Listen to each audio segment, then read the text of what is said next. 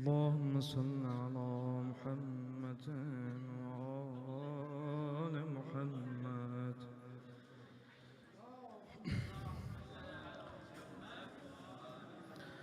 بسم الله الرحمن الرحيم. اللهم رب الشهر رمضان الذي أنزلت فيه القرآن وافترجت على عبادك فيه الصيام، صل على محمد وآل محمد.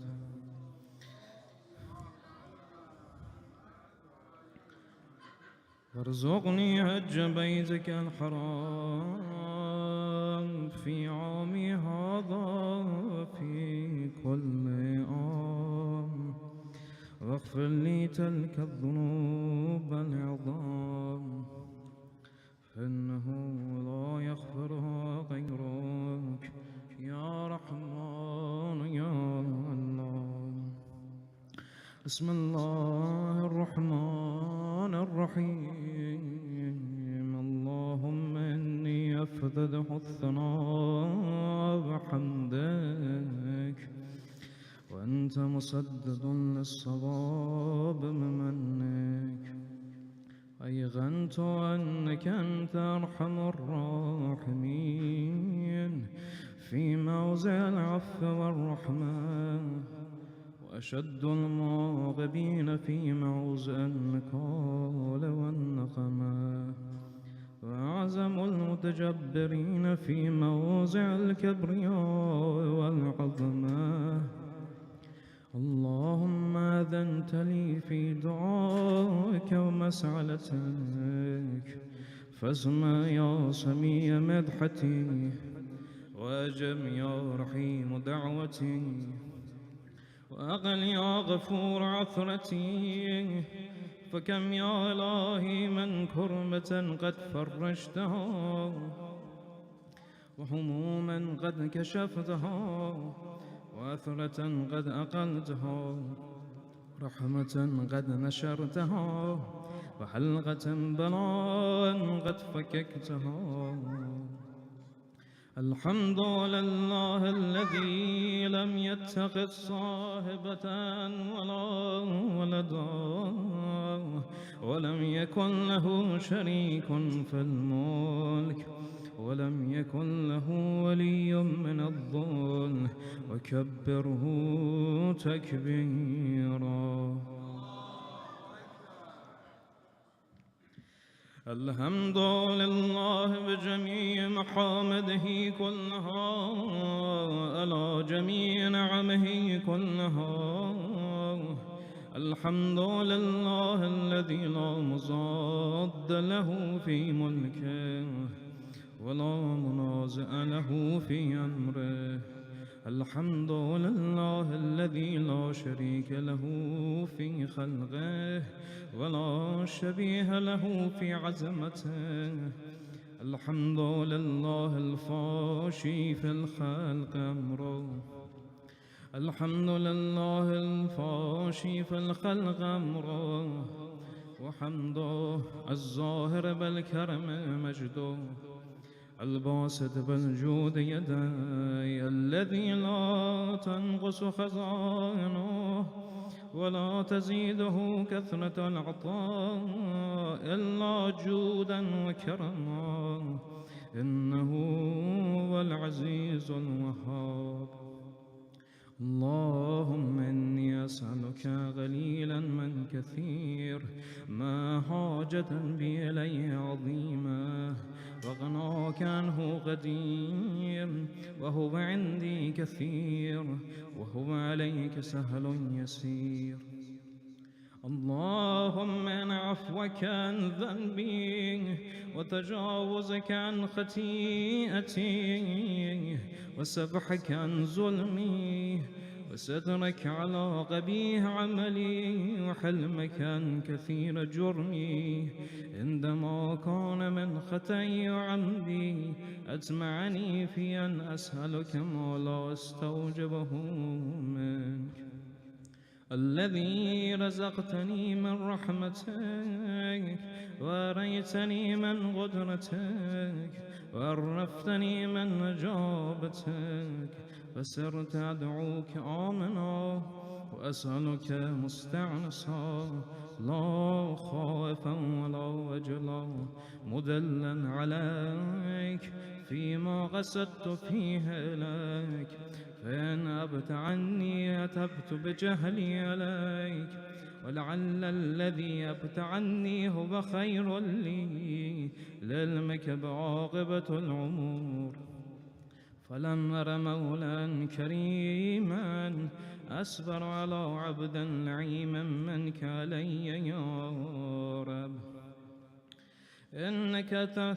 إنك تدعوني فأبلي عنك وتتحبب إلي وأتبغض إليك وتتودد علي فلا أقبل منك، كأن لي تتول عليك فلم يمنعك ذلك من الرحمة لي والإحسان إلي وتفضل علي بجودك وكرمك، فارحم عبدك الجاهل وجد عليه بفضلك إحسانك، إنك جواد كريم. الحمد لله مالك الملك مجري الفلك مسخر الرياح فالق الأسباب ديان الدين رب العالمين. الحمد لله على علمه بعد علمه، الحمد لله على عفوه بعد قدرته، والحمد لله على طول عناته في غضبه، وهو قادر على ما يريد. الحمد لله خالق الخلق باسط الرزق فالق الأسباب ذو الجلال والإكرام والفضل والعنعام، الذي بعد فلا يرى وغرب فشهد النجوى تبارك وتعالى. الحمد لله الذي ليس له منازع يعادله ولا شبيه يشاكله ولا زهير يعازده، غهر بعزته العزة وتبازع عن لعزمته العظمى، فبلغ بقدرته ما يشاء. الحمد لله الذي يجيبني حين أناديه ويستر علي كل عورة وأنا عصيه، ويعزم نعمته علي فلا أجازيه. فكم من موهبة هنيئة قد أعطاني، وعزيمة مخوفة قد كفاني، وبهجة موغنة قد أراني، فأثني عليه حامدا وأذكره مسبحا. الحمد لله الذي لا يهتك حجابه ولا يغلق بابه ولا يرد سائله ولا يخيب عامله. الحمد لله الذي يعمل الخائفين وينجي الصالحين ويرفع المستضعفين ويزع المستكبرين ويهلك ملوكا ويستخلف آخرين. والحمد لله قاسم الجبارين مبير الظالمين مدرك الهاربين نكال الظالمين صريخ المستصرخين موضع حاجات الطالبين معتمد المؤمنين. الحمد لله الذي من خشيته ترعد السماء وسكانها وترجف الأرض وعمارها وتموج البحار ومن يسبح في غمراتها. الحمد لله الذي هدانا لهذا وما كنا لنهتدي لولا أن هدانا الله. الحمد لله الذي يخلق ولم يخلق ويرزق ولا يرزق ويطعم ولا يطعم ويميت الأحياء ويحيي الموتى وهو حي لا يموت بيده الخير وهو على كل شيء قدير. اللهم صل على محمد عبدك ورسولك وأمينك وسفيك وحبيبك وخيرتك من خلقك وحافظ سرك ومبلغ رسالاتك، وأفسن وأحسن وأجمل وأكمل وأزكى وأنمى وأطيب وأدهر وأسنى وأكثر ما صليت وباركت ودرحمت ودحننت وسلمت على أحد من عبادك وأنبيائك ورسلك وسفتك وأهل الكرامة عليك من خلقك.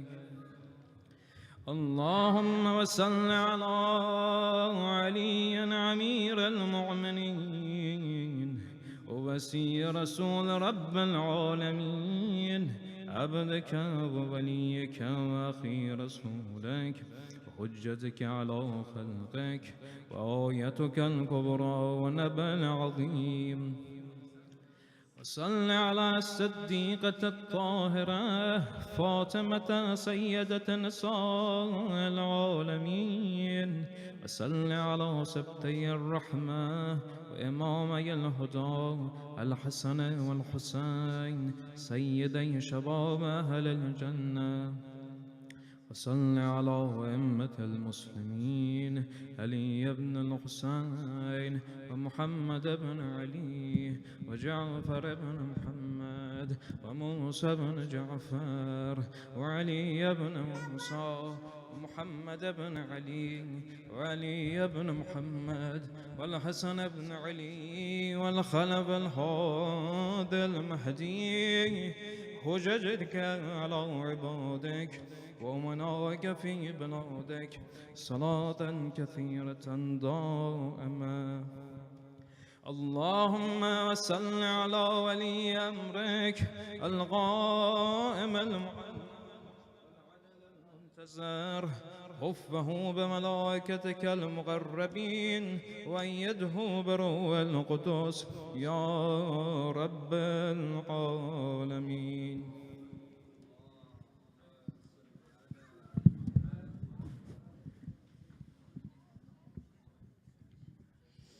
اللهم اجعله الداعي إلى كتابك والقائم بدينك،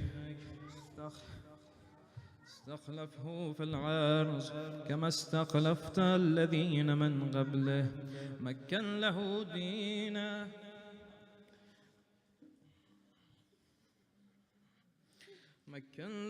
دينه الذي ارتزيته له، أبدا له من بعد خوف أمنا، يعبدك لا يشرك بك شيئا.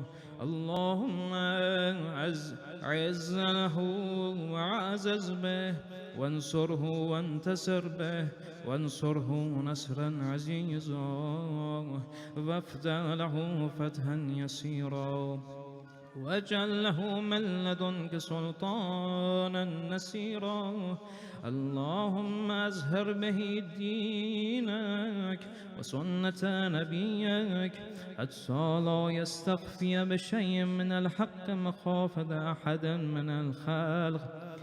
اللهم إنا نرغب إليك في دولة الكريمة تعز بها الإسلام وأهله وتذل بها النفاق وأهله تجعلنا فيها من الدعاة إلى طاعتك والغادة إلى سبيلك وترزقنا بها كرامة الدنيا والآخرة. اللهم ما عرفتنا من الحق فحملنا وما قصرنا عنه فبلغنا. اللهم المم به شعثنا واشعب به سدعنا وارتق به فتغنا وكثر به غلتنا واعزز به ذلتنا واغن به عائلنا واقض به عن مغرمنا واجبر به فقرنا وسد به خلتنا ويسر به عسرنا وبيز به وجوهنا وفك به أسرنا وأنجح به تلبتنا وأنجز به مواعيدنا واستجب به دعوتنا وأعتنا به سعلنا وبلغنا به من الدنيا والآخرة آمالنا وأعتنا من فوق رقبتنا يا خير المسؤولين وأوسع المعطين. اشف به صدورنا وأذهب به قيد قلوبنا واهدنا به لما اختلف فيه من الحق بإذنك إنك تهدي من تشاء إلى صراط مستقيم. وانصرنا به على عدوك وعدونا إله الحق آمين. اللهم إنا نشكو إليك فقد نبينا صلواتك عليه وآله وغيبة ولينا وكثرة عدونا وقلة عددنا وشدة الفتن بنا وتظاهر الزمان علينا وصل على محمد وآله.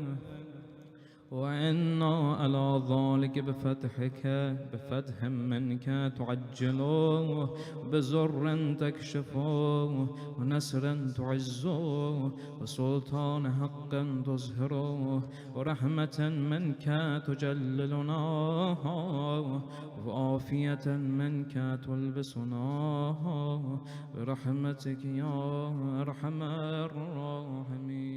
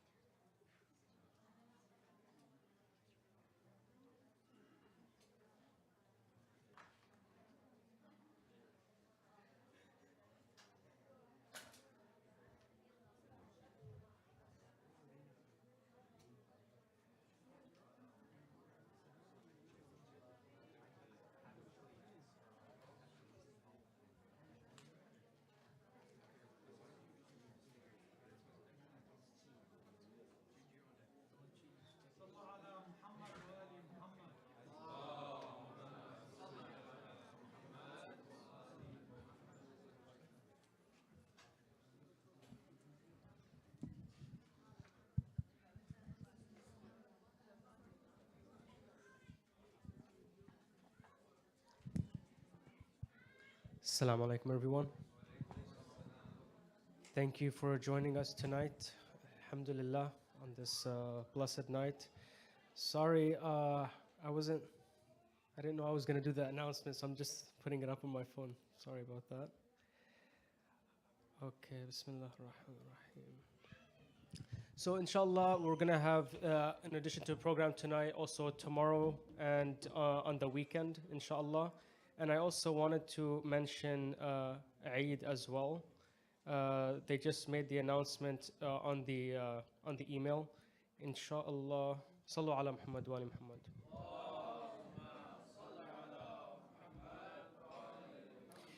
Inshallah, Eid is going to be on Monday. It's going to be on May 2nd at 9 a.m. And inshallah, it's going to be at a park, Yorba Regional Park in Shelter 3. So if you want to know the details, you could also check it on the email, inshallah. Takbirat is going to start at 9 a.m., followed by the Salatul Eid as well as the sermon at 9:15.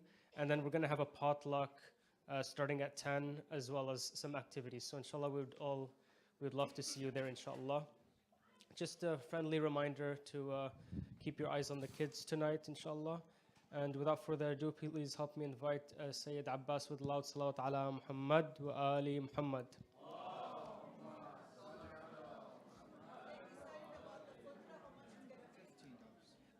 Sayyid just told me $15, inshallah. $15.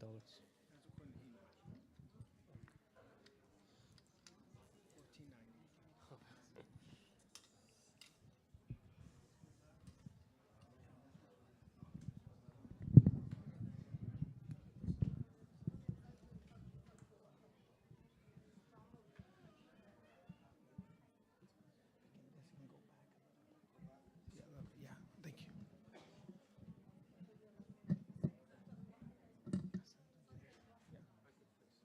No, just make it.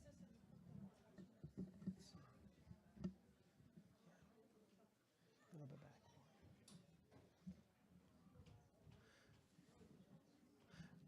Oh, no, it's good. I brought it. I brought it right now. It's good. It's good.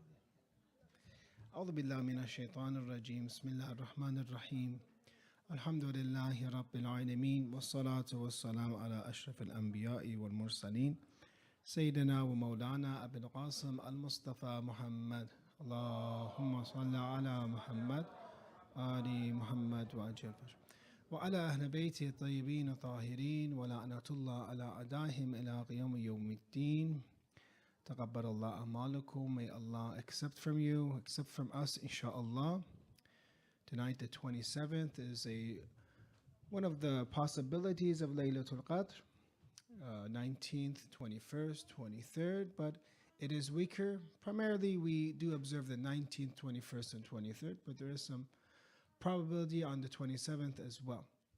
And inshallah, we'll be doing our own dua iftitah we did, and we'll be doing the speech and lecture. And so this is part of, inshallah, the amal. If you don't want to do anything else, but this is part of the, inshallah, amal and stuff. But if those that want to do, they can do some more amal for tonight.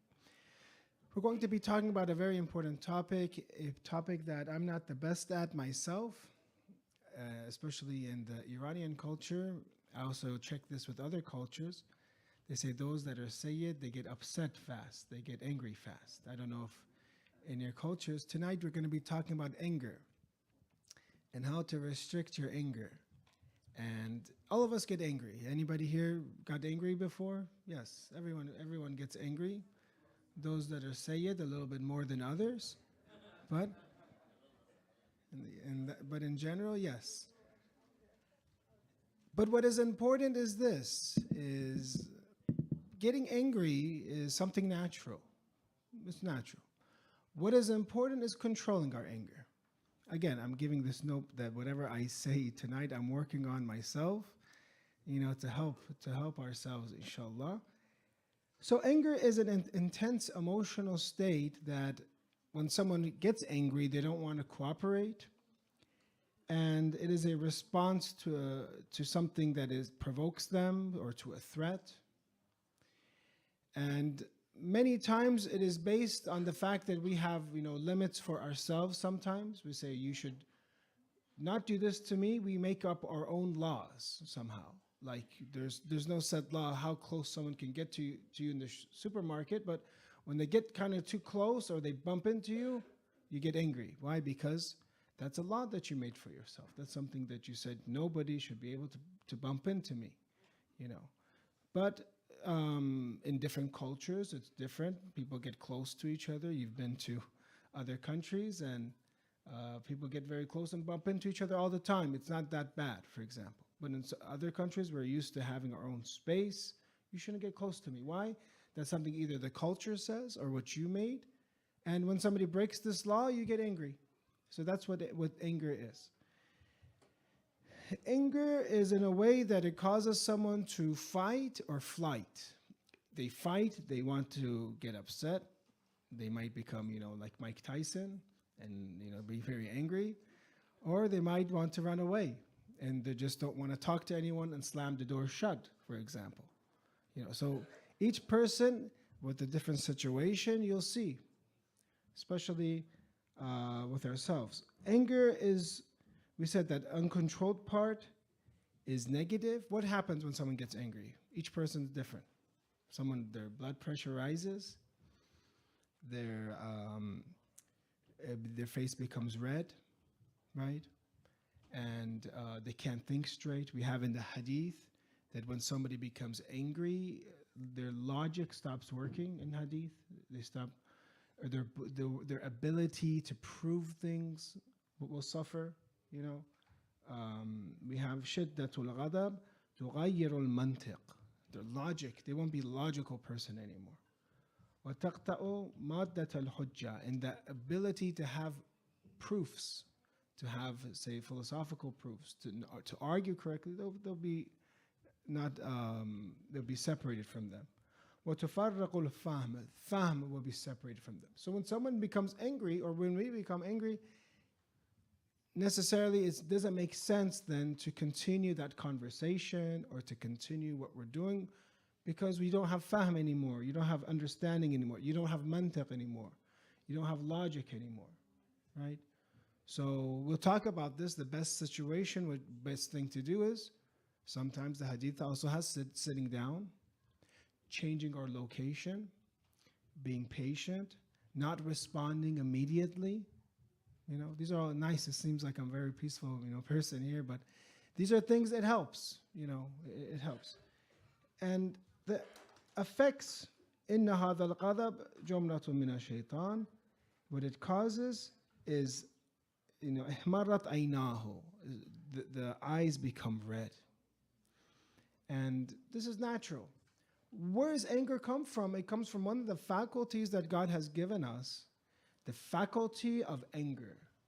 It's a faculty God gave us. Just like imagination, wahm, just like aql and intellect, God has given us these faculties, or shahwat, or the lower desires. God has given us these things in order for us to use anger or to use these things that God has given us in the appropriate manner. Islam doesn't say, or the hadith says, to never be angry. Actually, some types of anger are good. You ever see if somebody gets picked on at school or by other people? Sometimes that anger causes them to be fearless and causes them to defend themselves, right? If it wasn't for anger, everyone, a lot of times, we would be weak. So that anger makes us strong, but we have to also look at, well, when is anger good? Positive anger. But we'll talk about that, inshallah, at the end. That in the hadith, it talks about the Prophet of Islam would get angry for religious reasons. Or the hadith says to get angry for me, for God. To get angry for God. And this is something we lack. Sometimes you get so much used to that sin, when you see that sin, not the people doing it, or that you get angry with them. That sin you're seeing itself, it gets you upset. It hurts you.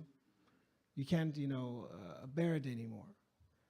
And this is the way that Ahlul Bayt alayhi salam were when they would come to sin, when it would come to disobedience of God, they would get very upset. The Prophet of Islam. We'll talk about hadith like that.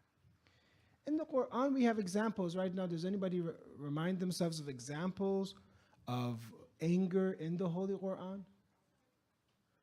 Any stories that you remember that somebody became angry in the Quran? Yes, Moses and Aaron. That he even threw the tablets, and he grabbed his brother. يَجُرُّهُ إِلَيْهِ. They took his brother towards him. Why? Because of God, because of religion, because he saw that his people were worshiping, they're doing shirk or polytheism, and they shouldn't be doing that. So he became angry. That's one example. Or the example of Prophet Yunus, Prophet Jonah. Prophet Yunus lived in Nineveh. Nineveh is the popular, when I looked it up, is in northern Iraq, or in the middle of Iraq. The Assyrians used to be there, a city of 100,000 population. It might be in other places in Iraq, but from what I researched, Nineveh was a big city. And from these 100,000 people, people would not listen to Prophet Yunus. Sometimes you only talk about the anger part, we'll talk about the part before. For 33 years, Prophet Yunus alayhi salam preached to the people. 33 years. They didn't listen to him. Us, the first minute we say something, they don't listen to us, we get angry. So 33 years, at the age of 30 to the age of around 63, he preached to them. And finally, he thought that they would not be, after 33 years of knowing your people, living with them, 63 years basically he was with them, he figured these people, doesn't seem like they're going to become guided. If you're a prophet, you bring so many different arguments, it doesn't seem, they're rejectors. So he invoked God's wrath on them. He became angry. He invoked God's wrath. Not angry yet, but he became disappointed now. He didn't think that they would become guided. So God accepted his du'as and was going to bring a punishment for the people. And he was supposed to stay, some versions say he was supposed to stay in the city while that bala happens. But he comes and tells them and says, look, you didn't listen to me. Calamity is going to face you. There's going to be destruction, basically. Still, they made fun of him even more. Oh, really? Like laughing even more. And what are you talking about now? Bala is going to happen to us? And this enraged Prophet Yunus now. So after 63 years of being with them, and he's saying, look, even a logical person says, look, something bad's going to happen, at least you get a little bit afraid. If I say right now, I saw a scorpion, somewhere, at least you'd say, oh, really, where? No, don't worry. I'm kidding. I'm joking. So, but they didn't care. And he's a prophet of God, meaning that they had no respect for prophethood, no respect. So he says, you know what, I'm going to leave the town. Okay, bala happens or whatever, I left, I'm done. 63 years, he went out, and the Quran actually has this, the verse, it's one of the verses that we read in what prayer? Khufayla. Ahsantu. You read in Salat Khufayla, وَذَنُّونَ. Who's وَذَنُّونَ? Prophet Yunus, right? It means the person of the fish, the man of the fish or the man of the whale, however you translate it. إِذْ ذَهَبَ مُغَاضِبًا. ذَهَبَ means in Arabic to go. He left the city. مُغَاضِبًا. He was angry. He was angry with them. They didn't even listen to his bala. فَظَنَّ أَن لَن نَقْدِرَ عَلَيْهِ. He thought that we wouldn't decree anything. We wouldn't straighten him. He just thought, I'm just going to leave. He was not really regarding maybe, what would happen, what would be the consequences of this. So therefore, we call this not a sin tarkul ola. He didn't do the best thing because he was supposed to be in the town. Now you see that's one reaction. Prophet Yunus goes on a ship, and the ship, it becomes stormy, and they need someone to somehow leave the ship because it was drowning, or to somehow anchor it and tie it down so it wouldn't all sink. So they do a type of raffle or something with straws, and it comes out to him, and he is the one that's supposed to be in the ocean, in the sea, and holding on to the rope so the boat won't float. Then that is when the whale or the fish comes in and grabs Prophet Yunus. Some say 3 days he was in his stomach or in the mouth of the fish until he does this dua, فَنَادَى فِي الظُّلَمَاتِ أَنْ لَا إِلَهَ إِلَّا أَنْتَ سُبْحَانَكَ إِنِّي كُنْتُ مِنَ الظَّالِمِينَ. He says in the darkness, there's no deity except you, God. exalted are you? Indeed, I have been of the wrongdoers. And then he gets free. But meanwhile, his town, they see the clouds of a big and tragic bala happening. So he has two friends, two companions. One is a wise companion, the other is a more worshipper companion, one that would do more ibadah. The ibadah one that didn't understand as much but would just worship said, okay, let the bala happen and let them get wiped out. That's it, let them get finished off. But the wise one, the Hakim, says, maybe there's still a chance. And he went and spoke to them and told them maybe the fact is because now maybe somebody else is telling them, besides the Prophet came and told them, maybe someone else is saying. And he says, do this. He gave them a method. He was wise. He was learned. And this is, how appropriate knowledge is and how important knowledge is. He came and told them to separate, some of the stories say this, to separate your children from their parents. Even animal children from their parents. And so everyone, you'd hear the crying of children, and everyone to seek repentance. And the people began to seek repentance, even though it's the sunnah of Allah. Usually when the decree is supposed to happen, bala will happen because it's too late now. Now you see the punishments happening. Now you do istighfar, but in this case, God forgave them. And it is an important lesson for us that when you see, calamity, when you see we had COVID, and we had, many people lives lost, but how much dua did the people do? Usually it's a normal, sunnat of people that when you see calamity, that you make dua, you do istighfar, you kind of, you change yourself. So the people of the town of Nineveh did that, and they were forgiven. And Yunus, alayhi salam, even though he was angry, but that Hakim, which was from his own companion, he encouraged his town to do istighfar. So you see the result. And the result is that when somebody becomes angry, even though Prophet Yunus, of course, we cannot put ourselves in his position. We said 63 years he was with those people, but always you see the result of restraint, of not getting angry is always the better case. So let's look a little bit in the hadith about anger. Some of the hadith tells us, Al-ghadab miftahu kulli shar. Ghadab is the key to all evil. You ever see yourself when you're angry? God forbid, if you could go overboard very easily. God forbid, if you don't restrain yourself. Anger, we see in other hadith, rage is a madness.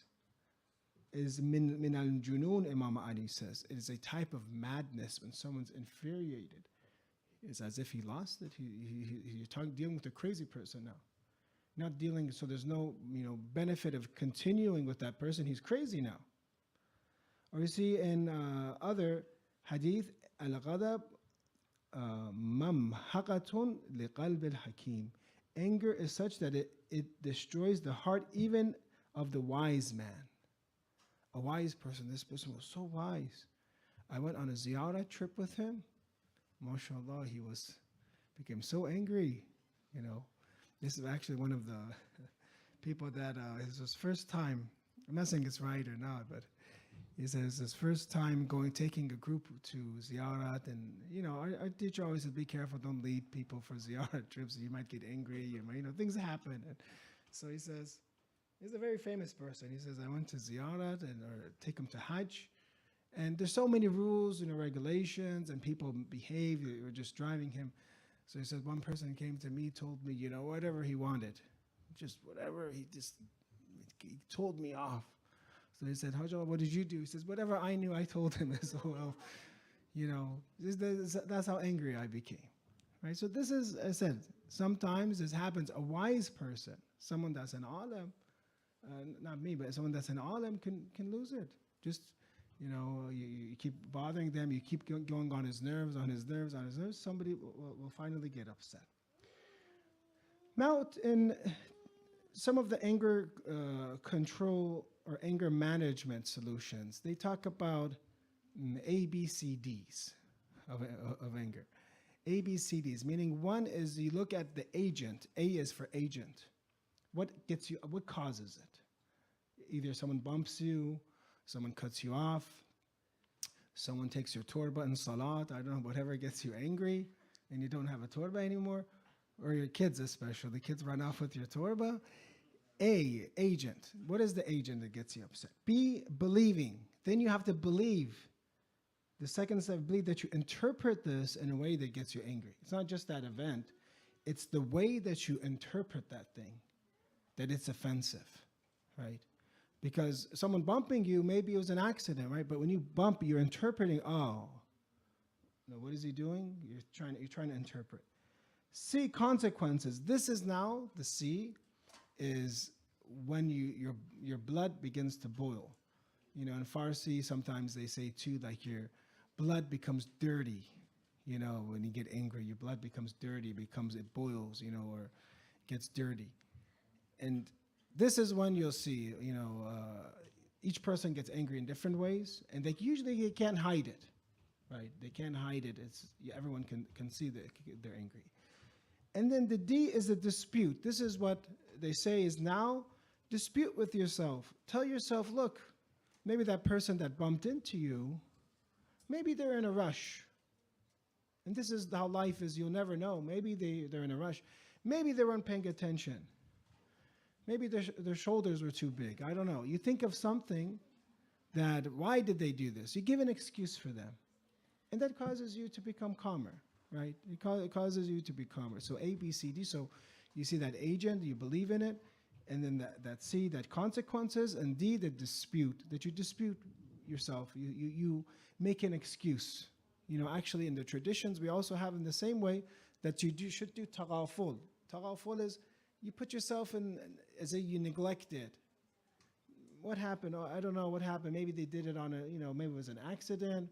Maybe they just said that on, someone said something. Maybe just they didn't mean it. If you're going to be able always be sharp and keen on everything and try to investigate their motives, then you're always going to be angry. You're always going to be angry because people do, unfortunately, weird things in life, so you always have to give those excuses. But yes, we talked about certain situations where no, you allow yourself to get angry, and that's good. And those are resaid. We'll talk about that later on. Let's recite salawat ala Muhammad wa ali Muhammad.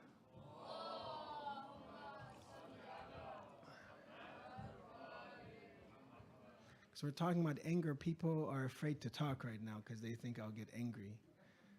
So everyone's so quiet, mashallah, they don't want to upset me. Let's talk about some of the solutions. The solutions, it's very interesting. I was looking through the hadith. We have, mashallah, multiple hadiths about this topic, anger. رَدُّ الْغَضَبِ بِالْحِلْمِ ثَمَرَةُ الْعِلْمِ. What does this mean? Leaving anger or controlling your anger with forbearance is the fruit of knowledge. Someone that is knowledgeable, they have forbearance, they have patience. So that first thing is analyzing the situation. Someone that has knowledge, they'll look at the situation and they'll try to analyze it correctly. Sometimes it's actually because of ignorance that you got angry. Sometimes it's because you don't interpret things correctly. They never even meant to offend you in the first place.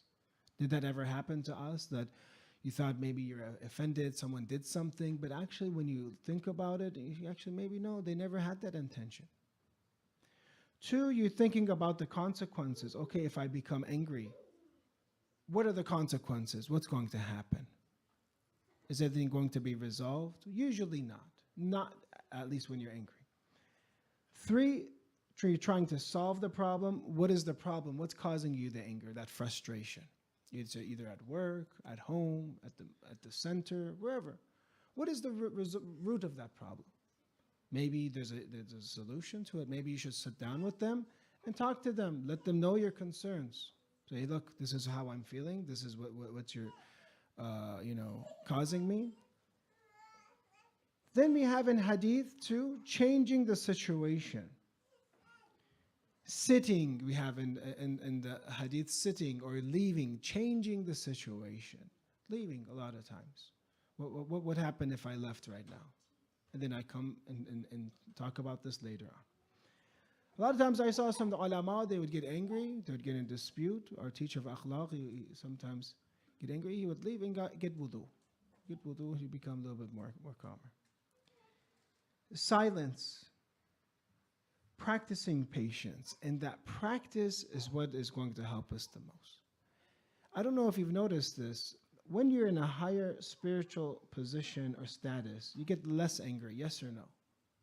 When you are in, like, for example, the shrines of Ahlul Bayt, when you are in, say, Mecca, did you notice that you're a little bit more patient? People, they step on your toes, they bump into you more, and you're just in a good spiritual mood. You know, you're happy. When you have that connection to God, and you have a program for yourself in spirituality, you notice that you're much more willing to be patient. So one of those is that hem that comes from worship, from ibadah, that a person practices and he becomes halim. He becomes someone that has forbearance or patience. So yes, practice makes a person stronger when it comes to these things. Spirituality makes a person stronger when it comes to these. Leaving spirituality, leaving God, getting frustrated with other things. The person's just fed up with themselves. You see, sometimes they don't feel that connection with God. They don't feel that connection with religion. And they're just ready to snap. But a person that has a program, they're successful in their worship, in acts of worship, in especially in realms of their life, sometimes it's hard to get them angry. Some of the hadith, it encourages us. So from these ways, we have encouragement. So we say analyzing situation, thinking about the consequences, solving the problem, delaying a response, having silence, practicing patience. There's a lot of hadith that encourages us patience. The seerah of Ahlul Bayt, the seerah of the Prophet, when you look at the way that the Prophet lived, how much patience did they have? Story in your minds that you can think. The Prophet of Islam in hadith has, shall I tell you, who is the toughest and strongest amongst you? Toughest and strongest. He says in the hadith, the one who controls himself when he is angry. So not necessarily from the Muslimin, the toughest is that person that's always, goes out in battle, or is the strongest, lifts the most amount of weights. It is that person that controls their anger. There is no strength like being able to repel one's anger. And we are running out of time. And I'll just say a few more notes about this, inshallah. And the story at the end, and we'll end. So when it comes to the remedy in hadith, O Ali, the Prophet says, do not get angry. If you do get angry, then sit down. Sit down. And reflect upon the power of your Lord over his creation and clemency and helm towards them in spite of it. Think of how much helm God has. How much right now does mankind sin? How much do they disobey? Sometimes when our own kids disobey us, with one thing we get furious, right? But look at the creation of God. Every day they're sinning. But God has so much clemency, so much help. And he didn't execute everyone right now or take them all to hell. No. He gives them a chance. In the story of Prophet Yunus he gave them another chance and another chance. Even his prophet, is more caring, obviously, than any prophet is God. He has more help. So think of the clemency, the helm of your Lord. And therefore, this will help you and to reflect that if God forgives so much, has so much forbearance, shouldn't we also be patient with people? Yes. So that's one thing. Sit down and think. Remedy yourself. Imam Ali Aysam Qura al-Hikam. Dawul ghadab bis-samt. This is the answer, Imam Ali, very short. Dawul ghadab bis-samt. That's it. It always takes two people to continue a fight. If one is aql, one is intellectual, the fight will stop. So just silence, that's it. وَالشَّهْوَةَ بِالْعَقْلِ. And the remedy for shahwa and lower desires is aql, is reason. But this is the last hadith, and we'll share a story. Imam Ali alayhi salam says the Prophet never used to get angry over worldly matters. But when he did get angry for the sake of the truth, he was unrecognizable. There are places where the Prophet would get very angry for the truth, for al-haq. It says, Lam ya'rifhu ahad. The Prophet would get so angry when it would come to the truth, you could not recognize him. And nothing could restrain his anger until he triumphed in that case, until he was successful in that truth and implementing the truth. Then there in that case, the Prophet of Islam was so angry that nobody could stop him. So you see that there is a positive, a Rahmani side to our ghadab, and that is, to help the oppressed, to help yourself from being oppressed, for your own defense. Allah has put this, and this is a ni'mah that God has given us. And you see that in the traditions, it talks about you being as one of the strongest of people. Imam Musa al-Kadhim alayhi salam, a person comes to him, and many of the Imams, if you look at the lives of the Prophet, Imam Ali, Imam Hassan, all the way, you see many people would come to the Imams and would dishonor them sometimes. The seventh Imam, they came and dishonored him. And Imam Musa al-Kadhim alayhi salam went to see who he is. He went to his field, it says in this story, in this hadith. And this guy was so rude and so upset that when the Imam was coming with a animal, with a horse, and when he was approaching, he says, "You're damaging my crop already." He was a farmer. He went to his field. He says, "You're damaging my crop." And the Imam was coming to speak to him. He says, "Don't move. You're damaging my crop." He's like, "I didn't even want to even talk to you." But the Imam continues and says, "How much was the loss? I stepped on your crops a little bit. How much was the loss?" He says, 100 dinars. A lot of money, gold coins, 100 gold coins. He says, "Okay, and how much would you sell this for?" He says, 200. So the Imam gives him 300 dinars, a lot of amount of money. A person that was upset with him. These are, facts, my brothers, sisters. The Imams were so kind to people. The same companions wanted to kill that person right away. This is Imam Kadhim. This is a powerful Imam in Medina. The status of Imam Kadhim, that's one of the reasons they took him and put him to so many prisons, because of his presence in Medina, the son of Imam Sallallahu Alaihi Wasallam. But yet he went and found who he was and kept giving him money to be kind to him, and finally the Imam knows. The Imam guides people with their kindness, with their forbearance, and find that person just broke down and understood the rahmat of Imam Kadhim and began to follow him. And the Imam comes to the masjid, as if he's giving slogans, he's telling people how he's a follower of Imam Musa al-Kadhim. People are shocked. Like, weren't you, like minutes ago, dishonoring him, and now you're praising him? And he mentions that God knows where to put this position, the position of imamat, the position of wilayat. God knows where to put this.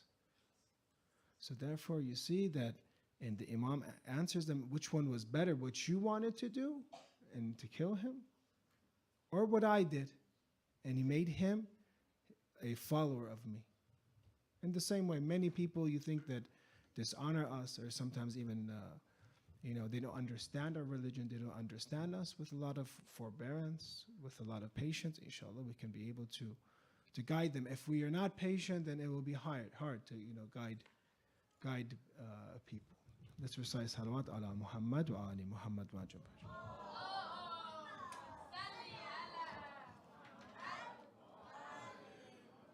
If we can dim the lights. So inshallah, we pray to Allah that Allah gives us patience, inshallah, the patience that the Prophet of Islam had. The Quran says about him that if he was had a harsh heart, if he didn't have, if he wasn't lenient, then they would have separated themselves from the Prophet of Islam. Imam Ali alayhi salam was very kind, very patient. It is the 27th of the month of Ramadan. Time period, they say this is when they execute Ibn Muljam. Imam Ali alayhi salam is shaheed, and now Ibn Muljam has been executed during around this time period. Imam Ali alayhi salam was so patient even to Ibn Muljam. Many times you see that he gave him more. Even though he says in books of history, I knew that you would kill me. I knew you would kill me, but I was patient with you. Still, I was benevolent with you. I was kind to you. He is the Imam that when he was struck by the sword, he said, Fustu warab al-Kaaba, and the first command that he gave was to be compassionate to his killer, the one that has struck his head. Who else is like this but Ali ibn Abi Talib?